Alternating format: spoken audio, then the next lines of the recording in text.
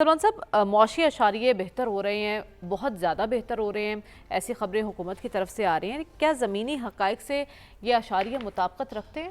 دیکھیں اس پہ تو کوئی دو راہ نہیں کہ حکومت کی اصلاحات اور اقدامات کے کچھ ثمرات ضرور ہیں، اور اس میں بنیادی چیز جو تھی وہ آئی ایم ایف کا پروگرام ہے جو $7 ارب کا، اس کے بعد سرمایہ کاری کا عمل تیز ہوا ہے، اور پھر شنگھائی کانفرنس، پھر یہ 26ویں آئینی ترمیم، اور اس ضمن میں اور بہت سارے اقدامات ہیں۔ لیکن بات آپ کی کویسچن بڑا ویلڈ ہے کہ آپ نے بتایا کہ گورنر اسٹیٹ بینک امریکہ میں بیٹھ کر یہ کہہ رہے ہیں کہ مہنگائی 6.9% ہے۔ کیا یہ زمینی حقائق سے مطابقت رکھتی ہے؟ میرا نہیں خیال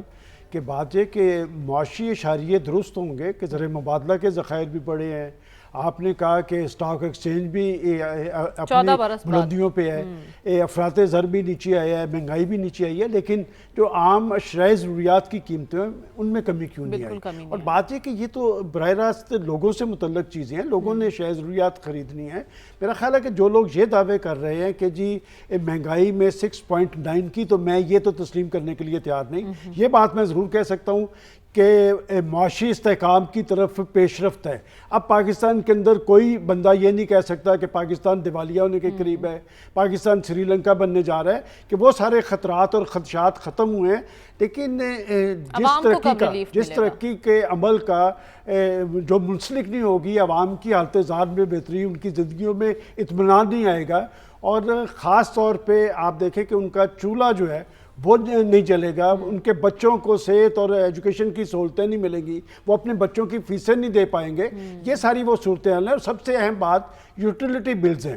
کہ دیکھیں بجلی کی قیمتوں کے حوالے سے کہا گیا، یہ بات طے ہے، پرائم منسٹر صاحب کہہ چکے ہیں کہ میں نے آئی ایم ایف کے ساتھ جو معاہدہ کیا ہے اس میں میں نے زیر زبر بھی نہیں چھیڑنی، تو یہ صوبائی حکومتیں کرے گی۔ لیکن یہ جو بل اب کم ہو رہے ہیں یہ تو موسم کی وجہ سے ہے، دیکھیں وہ گرمی کی شدت، لیکن کہا جائے گا آئی پی پیز معاہدوں پر نظر ثانی کی جائے گی۔ دیکھیں یہ بات کل ہمارے وزیر اطلاعات نے قومی اسمبلی میں کہا ہے کہ 5 آئی پی پیز کے ساتھ جو معاہدے تھے وہ ختم ہو گئے ہیں، 8 سے اور ختم ہو رہے ہیں۔ اصل بات یہ ہے کہ کیا بجلی کی قیمتوں میں کمی ہوگی، کیا لوگوں کو ریلیف مل پائے گا؟ دیکھیں جس جمہوریت کے اندر اس کے ثمرات صرف اشرافیہ تک محدود ہوں، کہ ان کی عیاشیوں کا سلسلہ جاری رہے، ان کو مراحت مل رہی ہوں،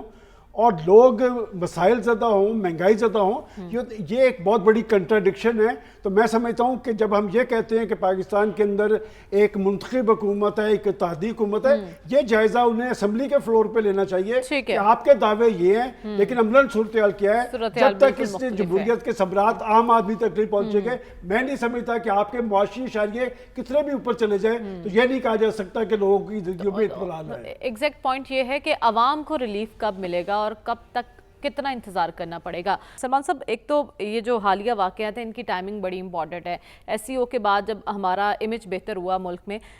دیگر ممالک ہمیں اس نظر سے دیکھ رہے ہیں کہ یہاں سرمایہ کاری ہو سکتی ہے، اور بین الاقوامی ٹیمیں بھی یہاں کرکٹ کھیلنے کے لیے آئی ہیں، اس موقع پر ایسے واقعات ہونا یہ کیا ظاہر کرتا ہے؟ دیکھیں یہ سلسلہ بڑا منظم ہے، اور اگر کوئی یہ سمجھتا ہے کہ یہ دہشت گردی کے واقعات مختلف گروہ اس میں سرگرم عمل ہیں تو میں تسلیم کرنے کے لیے تیار نہیں، اس لیے کہ ان کے پاس جدید اسلحہ ہے، ان کے پاس بڑی مؤثر فنڈنگ ہے، اور یہ پاکستان کے سیکورٹی اداروں کو ٹارگٹ کر رہے ہیں کہ سیکورٹی اداروں کو جب یہ ٹارگٹ کرتے ہیں تو اس کا مطلب یہ ہے کہ بڑا کھلا دشمن ہے۔ جو فوج ایک عالمی جنگ جیت سکتی ہے دہشت گردی کے خلاف، یہاں پر مغربی بارڈر پہ یہ صورتحال کیوں طاری ہے؟ دیکھیں یہ بات آپ نے کہا کہ یہ ٹائمنگ بڑی امپورٹنٹ ہے، یہ اس وقت سے جاری ہے جب سے آپ نے سی پیک کا معاہدہ کیا ہے، اور کس کو نہیں پتا کہ سی پیک پر کون اثر انداز ہونا چاہتا ہے، کیوں اثر انداز ہونا چاہتا ہے؟ انہیں یہ پتا ہے کہ یہ تو معاشی حوالے سے ان کی صورتحال دگرگوں تھی، یہ نیوکلیر پاور بن گئے، اور اگر اس صورتحال کے اندر یہ معاشی حوالے سے خود انحصاری کی منزل پہ پہنچ گئے تو پھر انڈیا کی کیا حیثیت رہے گی؟ دیکھیں پاکستان کی ایک علاقائی اہمیت اور حیثیت بن رہی ہے، اور اسی علاقائی اہمیت اور حیثیت پر اثر انداز ہونے کے لیے دشمن جو ہے آپ کے سیکورٹی فورسز کو ٹارگٹ کر رہا ہے، لیکن میں سمجھتا ہوں حکومت اور قوم کو اپنی سیکورٹی فورسز کے پیچھے کھڑے ہونے کی ضرورت ہے۔ ایگزیکٹلی، اور ان تمام پہلوؤں کو مد نظر رکھتے ہوئے ہماری حکمت عملی کیا ہونی چاہیے؟ ڈاکٹر سلمان صاحب، ایک تو اس پہ ایران اب ریئیکٹ کرے گا دوبارہ، اور یہ جنگ آپ کو کیا خطے میں پھیلتی ہوئی دکھائی دے رہی ہے؟ دیکھیں یہ ایک غیر اعلانیہ جنگ ہے جو شروع ہے،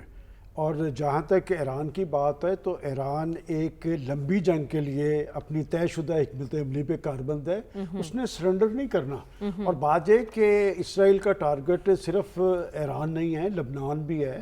یمن بھی ہے، شام بھی ہے، عراق بھی ہے۔ تو جہاں تک آپ نے کہا کہ جی عالمی ادارے کون ہیں، کہ یہ تو امریکہ کا بغل بچہ ہے، اور آپ آج ذرا امریکی سٹیٹمنٹ دیکھیں کہ جی ایران رد عمل نہ دے، تو بات یہ کہ ایران ہی کھڑا ہے عالم اسلام میں سے، اور میں سمجھتا ہوں پاکستان کا آج جو رد عمل آیا ہے وہ جرأت مندانہ ہے۔ اور بات یہ کہ انہوں نے ہلایا، انہوں نے کہا کہ ایران کے ساتھ مل کر اپنے دوستوں کے ساتھ عمل کے لیے کردار ادا کریں گے۔ میرا خیال